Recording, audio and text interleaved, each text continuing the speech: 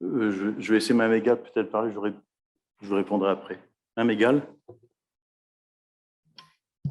Oui, Monsieur le maire, mes chers collègues, le compte administratif d'exercice 2021 donc, qui vient de nous être présenté montre une nouvelle fois que nous dégageons un résultat confortable.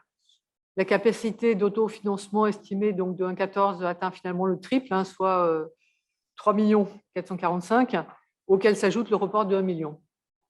Finalement, ce résultat est très proche de celui de 2020 si on tient compte de l'intégration du compte fonctionnement de la piscine sur une demi-année.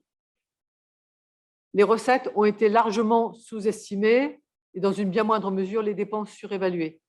Les rubriques présentant de fortes incertitudes étaient-elles mises en évidence lors de la présentation du budget? Regardons ces données de plus près. La présentation du budget 2021 soulignait seulement 3 évolutions qui semblaient présenter des incertitudes pour nos finances. La courbe du FPIC, la courbe de la DGF et la courbe des droits de mutation. Au cours de la mandature précédente, la baisse de la DGF et l'augmentation du FPIC ont nécessité d'optimiser nos dépenses, ce qui a été une bonne chose. Mais depuis plusieurs années, ces évolutions d'un exercice à l'autre sont négligeables. Sur 2021, le manque à gagner est de 40 € pour la DGF sur un montant de 1,6 million. Ça se passe de commentaires. En réalité, toutes dotations confondues, nous avons reçu en 2021 4,2 millions de dotations, soit 708 € de plus que prévu au budget.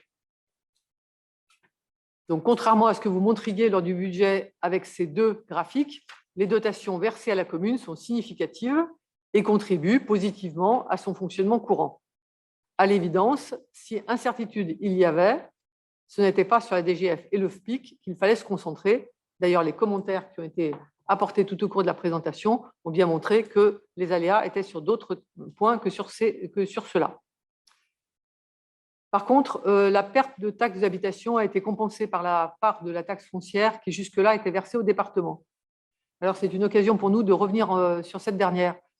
Vous affirmiez encore dans le magazine d'avril qu'il n'y avait pas d'augmentation des taux des impôts locaux depuis 2010.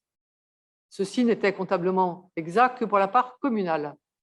En réalité, en 2016, le département dont vous êtes vice-président, monsieur le maire, a augmenté. Vous étiez vice-président alors en 2016, a augmenté de 66% le taux de taxe foncière des Yvelinois, qui était passé donc de 7,58 à 12,58. Et comme ces impôts revenaient à la ville sous forme de subventions, la stabilité de la fiscalité communale n'était qu'une apparence. Donc les Viroflésiens, assujettis à cette taxe, ont vu leur taux d'impôts locaux, comme vous l'écrivez, augmenter globalement de 15% depuis 2015. Maintenant que la taxe foncière est attribuée en totalité à la commune, la situation est clarifiée. Il s'agit d'un impôt communal. Les recettes de la ville sont confortables. Ainsi, alors que le budget de 2021 annonçait 1 392 € de recettes par habitant, le compte administratif montre un niveau de recettes de 1 933 par habitant. Et par contre, les dépenses, on est sur un niveau de dépenses moyen qui est très voisin de ceux des villes comparables.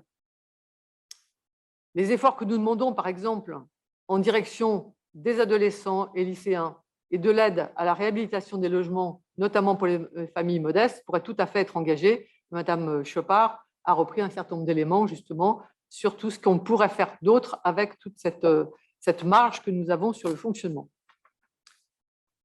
Quant aux droits de mutation, donc, ils atteignent un niveau record en 2021, supérieur de près de 50% à la prévision inscrite au budget. Ceci confirme ce que nous avons déjà souligné, que la méthode utilisée pour établir le budget à partir de l'historique n'est pas la bonne.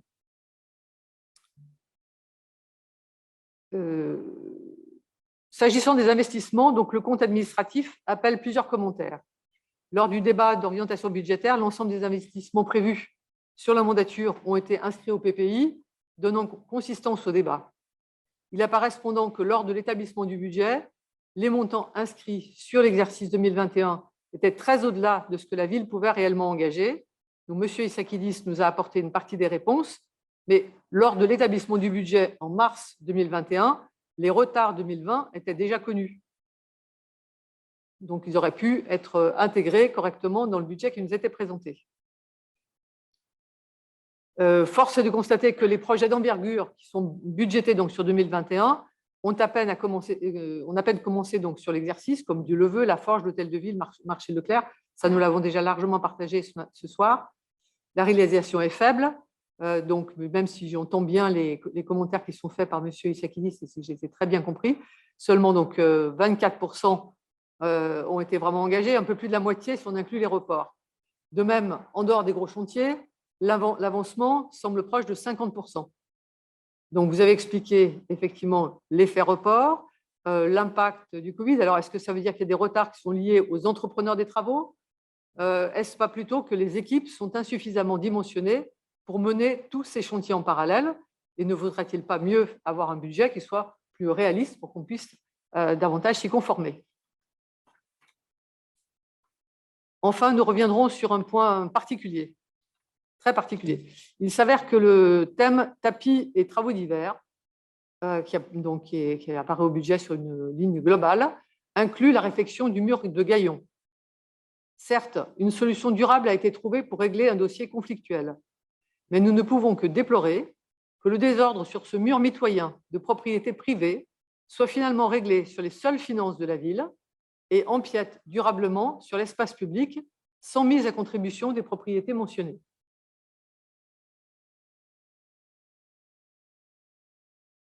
Si on revient sur les subventions, donc les subventions reçues par la ville encouragent les transformations de nos équipements publics et tout particulièrement lorsqu'elles contribuent à la réduction de notre empreinte sur l'environnement et sur notre consommation d'énergie, ce qui est très positif. Et on a vu que ces subventions sont très bien rentrées sur l'exercice 2021. Il n'y a pas eu de mauvaise surprise. Encore un mot sur notre capacité d'autofinancement. Donc, elle doit d'abord servir à rembourser nos emprunts. Et avec une CAF de plus de 4 millions d'euros, nous pouvons faire face sans problème aux emprunts en cours. Nous pourrions emprunter davantage, sans risque inconsidéré. Emprunter serait un moyen d'accélérer la réalisation des équipements dont nous avons besoin et de bénéficier des taux encore plus favorables pour nos nombreux investissements. Voilà, nous n'avons pas voté favorablement le budget 2021. Le compte administratif présenté est la réalisation de ce budget. Nous nous abstiendrons. Je vous remercie.